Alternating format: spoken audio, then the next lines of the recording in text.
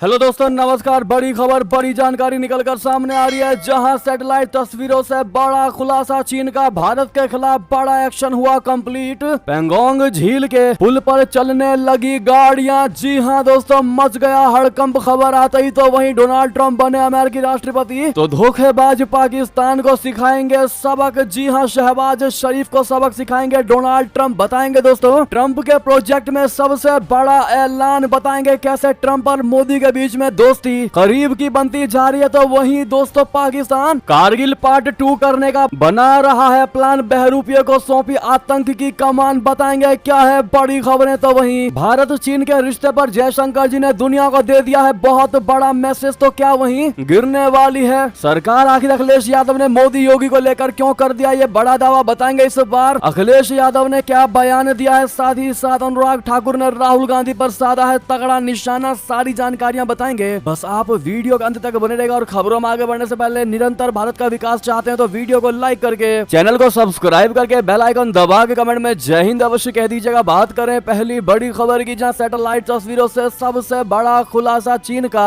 भारत के खिलाफ बड़ा एक्शन कंप्लीट। पेंगोंग झील के पुल पर चलने लगी है गाड़ियां। दोस्तों चीन ने पेंगोंग झील पर 400 मीटर लंबे पुल का निर्माण पूरा कर लिया है, जिसकी उच्च रिजोल्यूशन तस्वीरें पहली बार जनवरी 2022 में प्रकाशित हुई थी। नई सैटेलाइट तस्वीरें जो 2024 यानी कि इस साल 22 जुलाई को आई, दिखाती है कि पुल पर अब काली परत चढ़ा दी गई है और हल्के मोटर वाहन उस पर चल रहे हैं। ये पुल जो 1958 से चीन के कब्जे वाले क्षेत्र में स्थित है, भारत और चीन के बीच लद्दाख में वास्तविक नियंत्रण रेखा के पास है। ये पुल चीनी बलों को पेंगोंग झील के उत्तर और दक्षिणी तट के बीच तेजी से सैनिकों को स्थानांतरित करने की सुविधा देता है। सैटेलाइट इमेजरी विशेषज्ञ और द इंटेल लैब के शोधकर्ता इमेजियन साइमन ने कहा कि पेंगोंग झील पर नया पुल चीनी बलों को तेजी से सैनिकों को तैनात करने के लिए एक सीधा छोटा मार्ग प्रदान करता है। पहले पीपुल्स लिबरेशन आर्मी यानी पीएलए को संघर्ष क्षेत्रों तक पहुंचने के लिए झील के पूरे पूर्वी हिस्से को पार करना पड़ता था, जो एक लंबा रास्ता था और सक्रिय संघर्ष क्षेत्र में उनकी प्रतिक्रिया समय को बाधित करता था। माना भी जा रहा है कि नए पुल के निर्माण से झील के दोनों तटों के बीच की यात्रा दूरी लगभग 50 से 100 किलोमीटर या कई घंटे की यात्रा समय कम हो सकती है। दोस्तों यानी कि चीन ने पूरी तैयारी कर ली है कि युद्ध वाले समय में इन पुल के इस्तेमाल से सैनिकों को जल्द ही संघर्ष वाले क्षेत्र पर पहुंचाया जा सके। यानी कि चाइना कभी नहीं चाहता है कि भारत के साथ उसके संघर्ष शांति के बक्से में चला जाए। वो पीठ पीछे दोस्तों इनडायरेक्टली भारत के क्षेत्र को हड़पने की कोशिश में लगा हुआ है। खाली ऊपर से इंटरनेशनल लेवल पर दिखाता है कि वो शांति चाहता है, लेकिन रियलिटी हम आपको इन खबरों के माध्यम से बता रहे हैं। अब आपकी इस पर जो भी राय हो बताएगा जरूर, लेकिन भारत लगातार नजरें गड़ाए हुए हैं। तो वहीं बता दें डोनाल्ड ट्रंप बने अमेरिकी राष्ट्रपति, तो धोखेबाज पाकिस्तान को सिखाएंगे सबक। प्रोजेक्ट 2025 में ट्रंप का बड़ा ऐलान। जी हां, अमेरिका में राष्ट्रपति चुनाव से ठीक पहले पाकिस्तान की धड़कनें तेज होती दिखाई दे रही है। अमेरिका को अफगानिस्तान में बड़ा धोखा देने वाले पाकिस्तान के लिए डोनाल्ड ट्रंप ने बड़ा ऐलान कर दिया है। ट्रंप ने राष्ट्रपति बनने के बाद के लिए कार्य योजना पेश की है, जिसे द ट्रंप प्रोजेक्ट 2025 कहा जा रहा है। इसमें जोर देकर कहा गया है कि पाकिस्तान में सैन्य राजनीतिक शासन के विश्वासघात को देखते हुए इस्लामाबाद के साथ सामान्य संबंधों की कोई उम्मीद नहीं की जा सकती है। पाकिस्तान के चर्चित विश्लेषक उजैर यूनुस ने पाकिस्तानी सेना और शहबाज सरकार को इसको लेकर बड़ी चेतावनी दी है। उजैर ने कहा कि ये पाकिस्तान की राजधानी इस्लामाबाद और सेना मुख्यालय रावलपिंडी में बैठे उन लोगों के लिए अहम चेतावनी है जो ये समझते हैं कि ट्रंप की जीत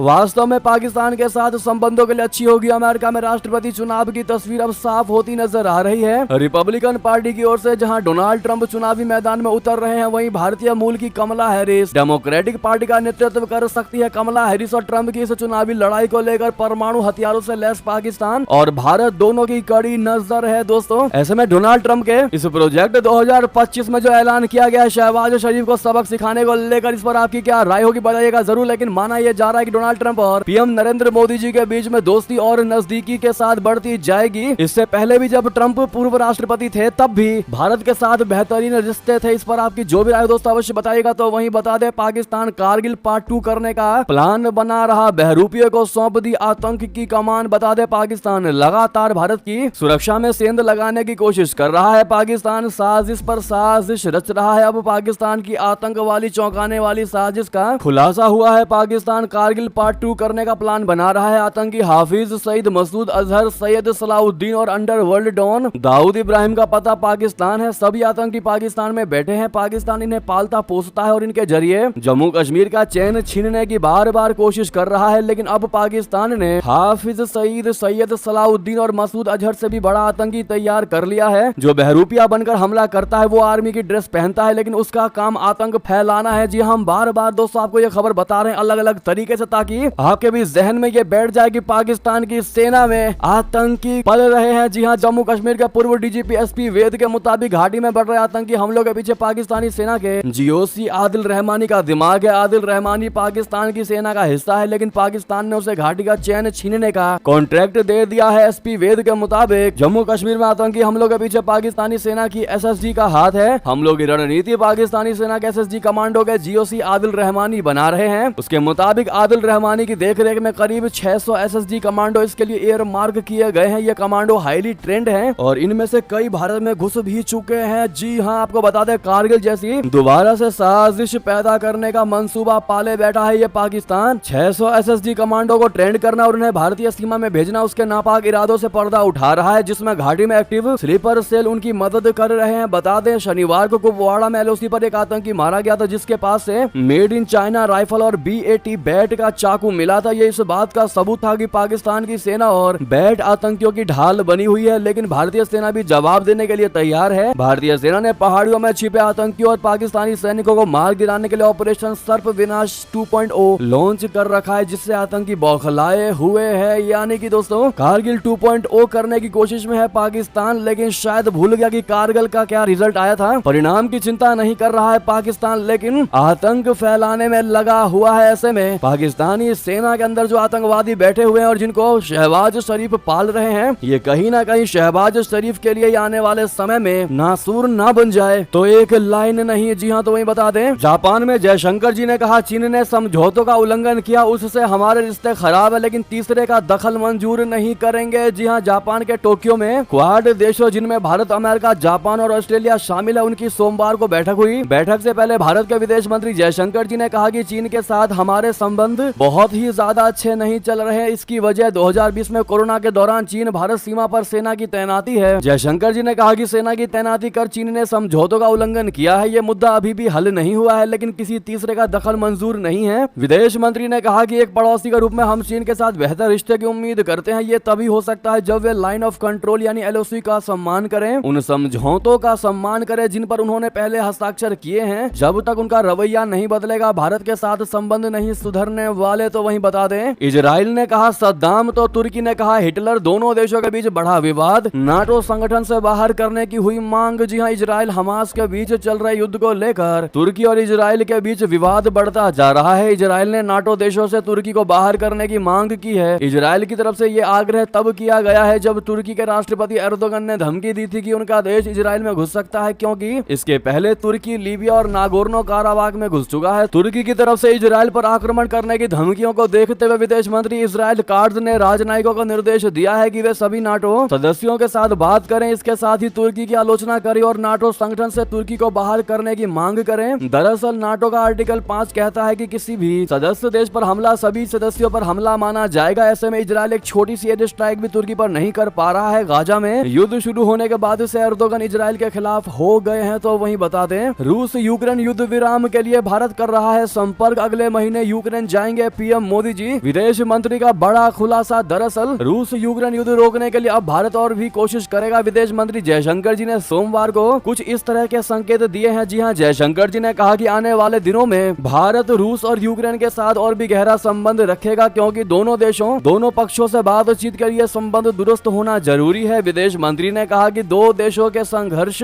सुलझाने में संबंध का दुरुस्त रहना काफी ज्यादा महत्वपूर्ण हो जाता है। जयशंकर जी का ये बयान ऐसे समय में आया है जब अगले महीने पीएम मोदी जी यूक्रेन दौरे पर जाने वाले हैं। इससे पहले मोदी जी मॉस्को का यात्रा कर चुके हैं और वहां पर राष्ट्रपति व्लादिमीर पुतिन से मुलाकात कर चुके हैं। जयशंकर जी ने कहा कि भारत का रुख हमेशा से ये रहा है कि किसी भी संघर्ष का समाधान युद्ध के मैदान से नहीं निकल सकता है। विदेश मंत्री ने कहा कि दुनिया के किसी भी कोने में स्थिति को उसी हालत में छोड़ देना और दुनिया के अन्य भागों में होने वाली घटनाओं का इंतजार करना गलत निर्णय है। हमें समाधान खोजने के लिए कदम उठाने चाहिए। हम मानते हैं कि हमें वहां अधिक कदम उठाने चाहिए। जापान के राष्ट्रीय प्रेस क्लब में एक चर्चा के दौरान जयशंकर जी ने ये बातें कही। तो दोस्तों वहीं बता दें मालदीव के जहरीले मुइज्जू को मिल गया सबक, भारत में मालदीव चला रहा वेलकम इंडिया अभियान, आखिर क्या है प्लान। दरअसल मालदीव के जहरीले राष्ट्रपति मोहम्मद मुइज्जू जब पिछले पिछले साल राष्ट्रपति बने थे तो उन्होंने आते ही भारत के खिलाफ जहर उगलना शुरू कर दिया था। इंडिया आउट अभियान चलाने वाले मोहम्मद मुइजू ने मालदीव की मदद के लिए मौजूद भारतीय सैनिकों को वापस भेजा, लेकिन 8 महीने से भी कम समय में अब उन्हीं की सरकार का प्रचार विभाग भारत में आकर भारतीय को लुभाने की कोशिश कर रहा है। Maldives marketing and public relations corporation यानी MMPRC भारत के 3 शहरों में वेलकम इंडिया के नाम से रोड शो निकाल रहा है। इसका उद्देश्य भारतीयों को मालदीव के पर्यटन के लिए आकर्षित करना है। इसके लिए मालदीव के पर्यटन मंत्री इब्राहिम फैसल भारत पहुंच चुके हैं। उन्होंने मंगलवार को भारत के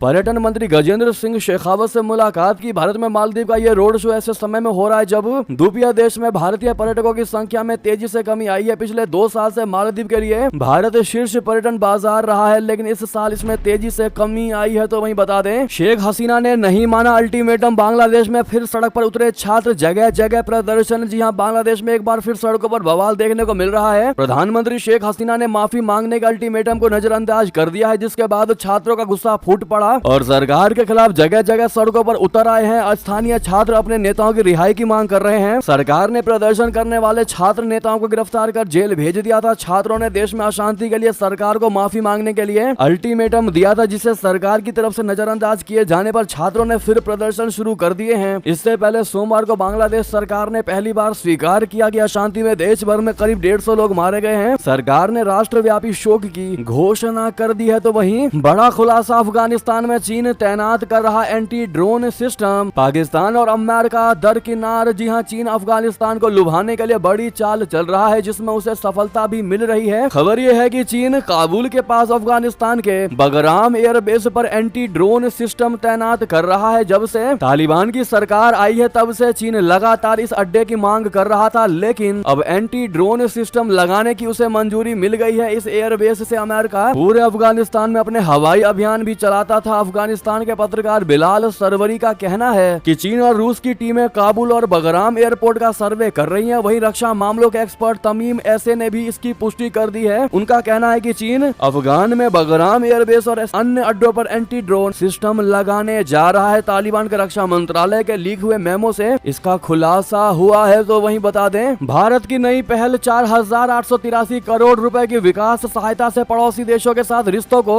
मजबूत बनाने की योजना। जी हां, 9 जून 2024 को नरेंद्र मोदी जी ने तीसरी बार प्रधानमंत्री के रूप में शपथ ली और ये साफ कर दिया कि उनके शासन में पड़ोसी देशों पर विशेष ध्यान दिया जाएगा। प्रधानमंत्री मोदी जी की शपथ ग्रहण समारोह में बांग्लादेश की प्रधानमंत्री शेख हसीना और श्रीलंका के राष्ट्रपति रानिल विक्रमसिंघे जैसे पड़ोसी देशों के नेताओं की उपस्थिति ने इस नीति को और मजबूत कर दिया। इसके बाद 23 जुलाई को वित्तीय वर्ष 2024-25 के लिए प्रस्तुत पूर्ण बजट में विदेश मंत्रालय ने विकास सहायता के लिए 4,883 करोड़ रुपए आवंटित किए। इस बजट का एक महत्वपूर्ण हिस्सा पड़ोसी देशों को दिया जाएगा, जिसमें नेपाल, श्रीलंका, भूटान, मालदीव, अफगानिस्तान और म्यांमार को शामिल किया गया है। दोस्तों, विकास सहायता, जिसे विदेशी मदद भी कहा जाता है, बड़े देशों द्वारा छोटे देशों को आर्थिक और सामाजिक सहायता प्रदान करने की प्रक्रिया है। ऐसे में भारत द्वारा पड़ोसी देशों को दी गई मदद में वो कौन कौन से पड़ोसी देश हैं, उनके लिस्ट आप स्क्रीन पर देख पा रहे होंगे। तो वहीं आपको बता दें, नेता प्रतिपक्ष के पद से हटाए जाएंगे ऋषि सुनक। भारतवंशी प्रीति पटेल रेस में सबसे आगे। ये पार्टी में सुनक की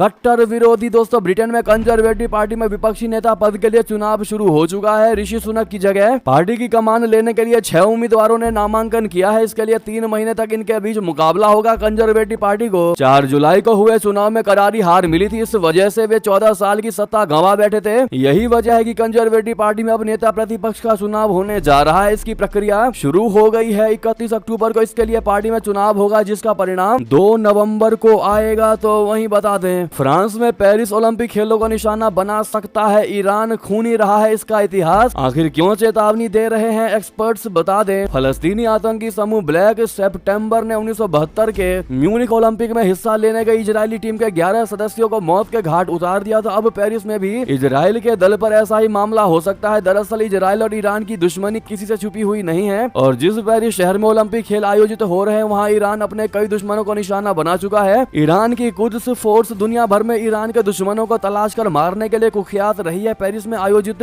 ओलंपिक खेलों के आयोजन को लेकर सुरक्षा के इंतजाम बेहद पुख्ता है, लेकिन ईरान में इसमें सेंध नहीं लगा सकता, ऐसा भी नहीं है। आधुनिक ईरानी इतिहास में एक महत्वपूर्ण मोड़ तब आया जब साल 1979 में ईरान के सर्वोच्च धर्म गुरु आयतुल्लाह रूहुल्लाह खुमैनी की ईरान में वापसी हुई है। वो पेरिस से निर्वासन के बाद वापस ईरान लौटे थे। जी हाँ, ईरान और फ्रांस के संबंध तक तो अच्छे थे, यानी उस समय तक अच्छे थे, लेकिन इसके बाद वो बद से बदतर स्थिति स्थिति में पहुंच गए। तो वहीं बता दें क्या गिरने वाली है सरकार, अखिलेश यादव ने मोदी योगी को लेकर क्यों कर दिया ये बड़ा दावा, बता दें समाजवादी पार्टी के अध्यक्ष अखिलेश यादव ने भारतीय जनता पार्टी की कथित अंदरूनी खींचतान तथा प्रधानमंत्री नरेंद्र मोदी और उत्तर प्रदेश के मुख्यमंत्री योगी आदित्यनाथ का परोक्ष रूप से हवाला देते हुए मंगलवार को कटाक्ष किया कि जिसने हराया उसे हटा नहीं पा रहे हैं। यादव ने लोकसभा में केंद्रीय बजट पर चर्चा में भाग लेते हुए ये दावा भी किया है कि प्रधानमंत्री नरेंद्र मोदी के नेतृत्व वाली सरकार चलने वाली नहीं है बल्कि गिरने वाली सरकार है तथा ये साइकिल के भरोसे ही चल रही है। साइकिल समाजवादी पार्टी के साथ साथ तेलुगु देशम पार्टी यानी तेदेपा का भी चुनाव चिन्ह है। मौजूदा सरकार में तेदेपा मुख्य घटक दल है। सपा प्रमुख ने पिछले दिनों भाजपा शासित राज्यों के मुख्यमंत्रियों की प्रधानमंत्री के साथ बैठक से संबंधित एक वीडियो का हवाला देते हुए तंज कसा, कहा जब से उत्तर प्रदेश में हारे हैं तब से कोई नमस्कार नहीं कर रहा है। वो वीडियो देखा आपने, कोई किसी को नमस्कार नहीं कर रहा है, कोई किसी को देख नहीं रहा है। तो वहीं अखिलेश यादव ने भाजपा सांसद अनुराग ठाकुर के साथ नोकझोंक के दौरान प्रधानमंत्री का परोक्ष रूप से हवाला देते हुए सदन में कहा कि आप अपने आप को ताकतवर कहते थे लेकिन जिसने यानी लोकसभा चुनाव में हराया उसे हटा नहीं पा रहे हैं। उन्होंने दावा किया कि केंद्र की सरकार चलने वाली नहीं बल्कि गिरने वाली सरकार है। दोस्तों ये बयान था अखिलेश यादव का बीजेपी पर कटाक्ष करते हुए, लेकिन हम आपको रियलिटी बताते हैं। दरअसल जिस वीडियो के अखिलेश यादव बात कर रहे हैं कि इसमें योगी जी ना मोदी जी को नमस्कार कर रहे हैं ना अमित शाह जी को, बस वो राजनाथ सिंह को नमस्कार करते दिखाई दे रहे हैं। दरअसल में वो असली वीडियो है ही नहीं, उसको एडिट किया गया है, हकीकत कुछ और है। दोस्तों इस एडिटेड वीडियो को बेस बना करके विपक्ष